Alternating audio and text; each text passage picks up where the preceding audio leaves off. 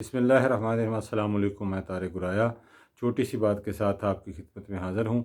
जैसा कि दोस्तों आपको मालूम है कि गलबात का ये सिलसिला हमने फ़र्स्ट रमज़ान मुबारक से शुरू किया था, जो अल्हम्दुलिल्लाह बारी ताला बड़ी कामयाबी के साथ जारी व सारी है। आज की वीडियो में हम बताएंगे कि मायूसी कुफ़र क्यों है, और क्या वैसे ये कहावत है या वाकई अल्लाह रब्बुल इज़्ज़त की ज़ात ने इसको कुफ़र करार दिया है। जी, तो कुरान पाक में बार बार ज़िक्र है मायूसी के मतलब कि मायूस नहीं होना, नाउम्मीद नहीं होना। लेकिन कुछ ऐसे वाक़यात हैं हिस्ट्री के, बेशुमार वाक़यात हैं, और हिस्ट्री के ऐसे वाक़यात हैं जिससे हमें पता चलता है कि अल्लाह रब्बुल इज़्ज़त कहता है कि मायूस नहीं होना, गुमराही की तरफ नहीं जाना। और वो मिसालें भी अल्लाह ताला ने कायम की हैं जिससे पता चलता है कि वाकई मायूसी बहुत बड़ा गुनाह है, और मायूसी हमें ना सिर्फ़ गुमराही की तरफ धकेलती है बल्कि कुफ़र की तरफ धकेलती है।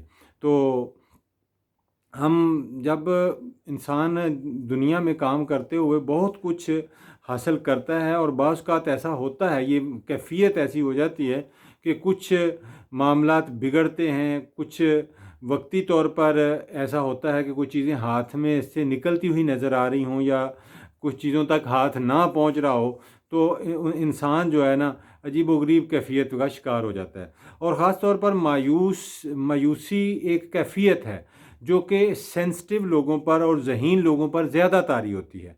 ये याद रखें, जो एवरेज या बिलो एवरेज लोग होते हैं, आम खुला सोचने वाले लोग हैं, वो कम मायूस होते हैं।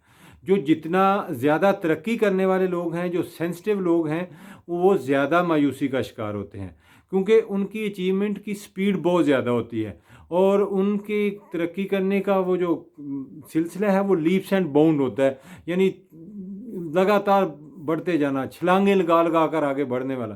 तो जैसे ही थोड़ा सा बीच में कोई स्पीड स्लो होती है उनके आगे बढ़ने की या उनकी अचीवमेंट्स की, तो वो थोड़े से मायूस हो जाते हैं, नाउम्मीद हो जाते हैं। तो ऐसी कैफ़ियत से निकलने से पहले, ऐसी कैफ़ियत में जाने से पहले सबसे पहले अपना माजी देखना चाहिए, और जो अपनी अचीवमेंट्स हैं उनको देखना चाहिए, और अल्लाह का शुक्र अदा करना चाहिए। देखें, इंसान एक जब दुनिया में आता है तो उसके जिस्म पर कपड़ा भी नहीं होता।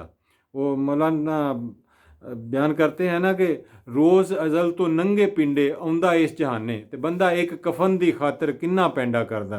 तो ये जब दुनिया में आए थे हमारे पास क्या था, जब हमने होश संभाली थी तब हमारे पास क्या था, और फिर जब हमने ये प्रैक्टिकल फील्ड में कदम रखा तब हमारे पास क्या था, और फिर हम अल्लाह रब्बुल इज़्ज़त ने किन किन चीज़ों से नवाजा है, और जो अल्लाह ताला की अताएँ हैं उनको देखें और अल्लाह ताला का शुक्र अदा करें, तो यकीनन आप कभी भी इस कैफ़ियत में नहीं जा सकते। और अगर खुदा न खास्ता इस कैफ़ियत में चले गए हैं तो फिर अल्लाह का ये पैगाम ज़रूर देखें कि अल्लाह वलीयुल मोमिनीन, कि अल्लाह मोमिनीन का दोस्त है। तो दोस्ती ये बहुत बड़ा एक आपको सपोर्ट होती है कि जब आप कभी अपने दोस्तों के साथ पास बैठते हैं ना, कि या तो वो कहते हैं यार तुम्हें परेशान होने की क्या ज़रूरत है, मैं तेरे साथ हूँ ना। या आपके बहुत करीबी लोग कहते हैं कि मेरी ज़िंदगी में तुम्हें परेशान होने की कोई ज़रूरत नहीं। तो जब इसी तरह आप कभी किसी फील्ड में या आप अपने जो माहौल में देखें, जिसके जितने तल्लकात हों, जिसका जितना बड़ा दोस्त हो, वो उतना ही ज़्यादा बहादुर होता है। यानी अगर किसी का गांव के चौधरी के साथ तल्लक है तो वो मतलब कि उतना बेबाक होता है कि जी मुझे कौन सा किसी ने कुछ कहना है।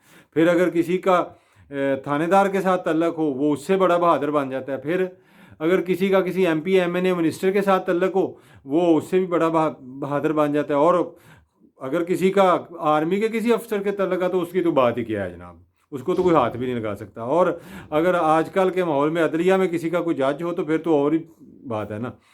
तो ये दोस्ती का ये म्यार है दुनियावी। आपको आपका खालिक कह रहा है कि मैं आपका दोस्त हूँ। ज़रा सोचिए कि वो दोस्त जिसको ना नींद आती है ना ऊँघ आती है, और जिसका वादा भी सच्चा है, اور اس نے تمام وعدے اپنے سچے کر دکھائے ہیں۔ ہم مثال دیتے ہیں کہ جب بنی اسرائیل سمندر کے کنارے پہنچ گئے اور فرعون کا لشکر بالکل پیچھے دھولے اڑاتا ہوا آ رہا تھا، تو انہوں نے حضرت موسیٰ کے ساتھ جھگڑا شروع کر دیا کہ اب ہمیں مروا دیا آپ نے، جس کا لب لباب میں آپ کو بتا رہا ہوں کہ وہ جھگڑنا شروع ہو گئے سردار جو تھے کہ آگے اب سمندر ہے، پیچھے فرعون کی فوج ہے، اب کیا راستہ ہے ہمارے پاس؟ تو حضرت موسیٰ نے کہا تھا کہ اللہ ہمارے ساتھ ہے۔ تو پھر آپ نے دیکھا کہ اس رب نے راستہ نکالا کہ اس سمندر کو چیر دیا اور سمندر سے خشکی نکال دی اور بنی اسرائیل کو وہاں سے نکال دیا، اور جب فرعون کا لشکر اس میں آیا تو اس کو غرق کر دیا۔ اسی طرح بے شمار مثالیں ہیں۔ حضرت یوسف علیہ السلام کو جب ان کے بھائیوں نے اندھے کنویں میں پھینک دیا، یعنی وہ مشورہ کرتے رہے کہ بھائی کو ماریں، کس طرح کریں، تو پھر فیصلہ یہ ہوا کہ ہم نا یوسف علیہ السلام کو، یہ کنواں ہے، یہ پرانا کنواں ہے، اندھا کنواں کہتے ہیں، جو کئی سالوں سے جس پر کوئی نہ آیا ہو نہ گیا ہو، تو وہاں پھینک دیتے ہیں، اس کو کوئی چیز کھا جائے گی، سانپ ہیں، بچھو ہیں، نیچے ڈسیں گے تو یہ اللہ کو پیارے ہو جائیں گے۔ تو جب ان کو کنویں میں ڈالا تو اللہ رب العزت نے حضرت یوسف علیہ السلام کو ڈھارس بندائی اور کہا کہ اے میرے بندے مایوس نہ ہو، اللہ تعالیٰ تیرا اللہ جو ہے نا وہ تیرے لیے کافی ہے۔ اور اللہ رب العزت نے پھر حضرت یوسف علیہ السلام کے لیے سبب پیدا کیے اس کنویں سے نکالنے کے، اور نہ صرف حضرت یوسف علیہ السلام کو کنویں سے نکالا بلکہ مصر کے تخت پر بٹھا دیا۔ تو یہ آپ کا، میں اس رب کا آپ کو حوالہ دے رہا ہوں جو کہتا ہے اللہ ولی المومنین ہے، میرے محبوب ان کو کہہ دو اللہ مومنین کا دوست ہے۔ تو اللہ رب العزت خود، ہم تو بھاگے پیچھے پھرتے ہیں نا کہ کوئی دوستی بن جائے کسی بڑے آدمی سے، تو اللہ خود کہتا ہے کہ میری طرف آؤ، اللہ ولی المومن، میں آپ کا دوست ہوں۔ اور پھر اسی طرح قرآن پاک میں اللہ رب العزت فرماتے ہیں کہ پھر میری رحمت سے مایوس ہو، لا تقنطوا من رحمت اللہ، تو میری رحمت سے مایوس نہیں ہونا، یعنی اللہ۔ اور پھر یہ کہتے ہیں کہ مایوسی گمراہی ہے، قرآن کی مختلف آیات کے حوالے سے میں آپ کو بتا رہا ہوں۔ تو یہ مختلف جگہوں پہ بار بار اللہ رب العزت کہہ رہا ہے کہ میری طرف آؤ، میں آپ کا بہترین ساتھی ہوں۔ تو سب سے بہترین طریقہ اللہ رب العزت کی طرف جانے کا اور اللہ کی رحمت سے فیض یاب ہونے کا کیا ہے کہ اللہ کا شکر ادا کیا جائے۔ اور جب ہم اللہ کا شکر، جو کہ بہت مشکل ہے، ہم اللہ تعالیٰ کی نعمتیں کھاتے ہیں، سب کچھ کرتے ہیں، لیکن تھوڑی سی دانت میں درد ہو جائے تو ہم ناشکرے ہو جاتے ہیں۔ کسی وقت ہمیں تھوڑا سے دباؤ میں آئیں تو ہم اللہ تعالیٰ کے ناشکرے ہو جاتے ہیں کہ یہ ایسے میرے ساتھ کیوں ہو گیا، کیوں ایسے ساتھ۔ آج میں یہ کرونا کے حوالے سے پڑھ رہا تھا کہ بندہ 24 گھنٹوں میں 500 لیٹر آکسیجن انہیل کرتا ہے، 500 لیٹر۔ تو یہ جو آج کل مارکیٹ میں سلنڈر ہے نا 2.5 کلو کا، 2.5 کلو کے سلنڈر کی جو قیمت ہے وہ تقریباً 7,000 ہے۔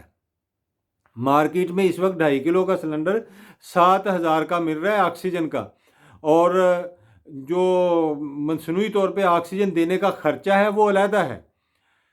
تو آپ ذرا سوچئے کہ لاکھوں روپے کی آکسیجن آپ روزانہ انہیل کر رہے ہیں، 500 لیٹر اس فری میں، اللہ تعالیٰ کے دیے ہوئے اس انوائرمنٹ سے 500 لیٹر کی گیس۔ تو کتنا بڑا دوست ہے آپ کا کہ جو آپ کو فری میں لاکھوں روپے کی 24 گھنٹوں میں گیس فری فراہم کر رہا ہے، اور نہ اس پہ پریشر ڈالنا پڑتا ہے، نہ اس پہ ماسک لگانا پڑتا ہے، ڈائریکٹ ہی اللہ الحمدللہ اندر جا رہی ہے، آ رہی ہے۔ تو یہاں یاد آ جاتا ہے کہ رب ایسے نہیں کہتا فَبِأَيِّ آلَاءِ رَبِّكُمَا تُكَذِّبَانِ، تم میری کون سی نعمت کو جھٹلاؤ گے۔ تو یہ اللہ تعالیٰ کی نعمتوں کا ذکر کریں، اللہ تعالیٰ کی جو عطائیں ہیں ان کا ذکر کریں، اور پھر یہ یقین بنا لیں کہ اللہ آپ کو تنہا نہیں چھوڑے گا۔ اللہ جب آپ کو کہہ رہا ہے کہ میں آپ کا دوست ہوں، تو وہ ایک ایسا دوست ہے جس نے ہر مشکل وقت میں اپنے بندوں کا ساتھ دیا ہے۔ وہ حضرت یونس علیہ السلام مچھلی میں ہوں، حضرت یوسف علیہ السلام کنویں میں ہوں، یا فرعون ہو یا شداد ہو، جہاں بھی آپ دیکھیں اللہ رب العزت نے اپنے بندوں کو بھرپور طریقے سے اٹھایا ہے اور اپنے دشمن کے نرگے سے نکالا ہے. تو جب آپ یہ تہیہ کر لیں گے کہ میرا تو بہت بڑا دوست ہے، وہ دوست کون ہے؟ اللہ کی ذات ہے، وہ اللہ رب العزت ہے، وہ مجھے کبھی تنہا نہیں چھوڑے گا. تو جب آپ کا یہ یقین کامل ہو جائے گا تو میرا خیال ہے کہ پھر کسی قسم کی مایوسی کو راستہ ہی نہیں ملے گا.